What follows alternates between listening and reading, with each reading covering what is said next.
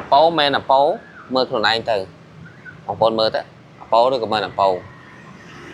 សួស្តីអ្នកទាំងអស់គ្នានេះគឺជា Oppo Find X9 Pro ដែលជាកំពូលទូរស័ព្ទ flagship ចុងក្រោយបង្អស់របស់ Oppo សម្រាប់ការ design ទៅលើតួខ្លួនរបស់វាគឺស្អាតមែនទេបងប្អូនសម្រាប់តួរបស់វាគឺជ្រុងបងប្អូនជ្រុងស្អាត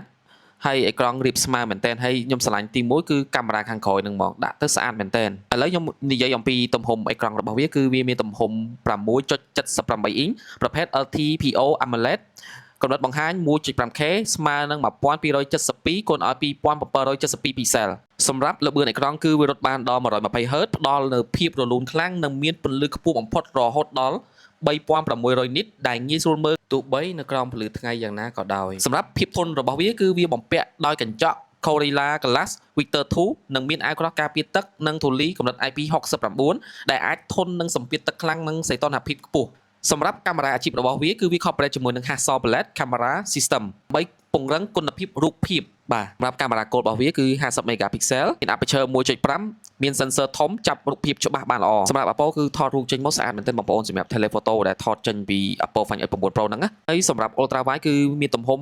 50 megapixel សម្រាប់ថតប្លង់ទូលាយ120 degree សម្រាប់ការថតវីដេអូរបស់វាគឺវាអាចថតបានកម្រិត 4K 120 frame ជាមួយនឹងបច្ចេកវិទ្យា Dolby Vision សម្រាប់បន្ទះឈិបរបស់វាគឺវាបំពាក់ដោយ MediaTek Dimensity 9500កម្រិត3 nanometer ដែលមានសមត្ថភាពខ្លាំងនិងមិនសូវឡើងកម្ដៅខ្លាំងពេលលេងហ្គេមធំៗសម្រាប់អង្គផ្ទុកទិន្នន័យនៅក្នុងដៃរបស់ខ្ញុំនេះគឺវាមាន RAM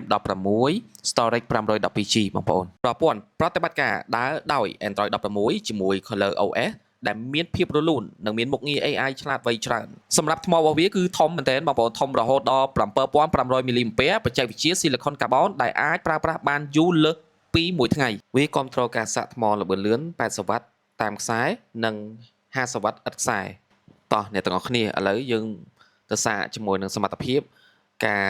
តេស្តជាមួយនឹងកាមេរ៉ា zoom បន្តិចហើយនឹងថតរូបស្លឹកខ្លះបន្តិចជូនបងប្អូនតើវាសមត្ថភាពយ៉ាងណាដែរសួស្តីទាំងអស់គ្នាឥឡូវខ្ញុំមកតេស្តជាមួយសមត្ថភាពរបស់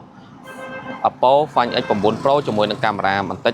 ជាមួយខ្ញុំតេស្ត zoom សិនណាបងប្អូនតើបងប្អូនតើតើមួយ zoom របស់កាមេរ៉ា Apple ជាមួយខ្ញុំ zoom វ៉ាវអូ my god បានទៀតអានេះខ្ញុំថតដល់ខាងមុខបងប្អូន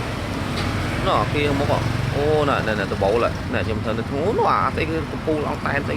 ម្ដងទៀតតម្លាក់ដៃតិចនឹងតិចវ៉ាវណែបងប្អូនណែអូ my god អូហើយយើងមកសាកសមត្ថភាពថតរូបស្លឹកមួយខ្ញុំថតទាំងអស់គ្នាអូខេចាំតិច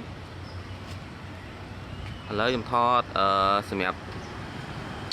0.6 មួយគុណបាទ3គុណ7 3គុណបងប្អូនបាទនេះប្រហែល6គុណស្មើនឹង 140 mm ជាមួយខ្ញុំសាកដល់30នេះ120បងប្អូនវ៉ាវ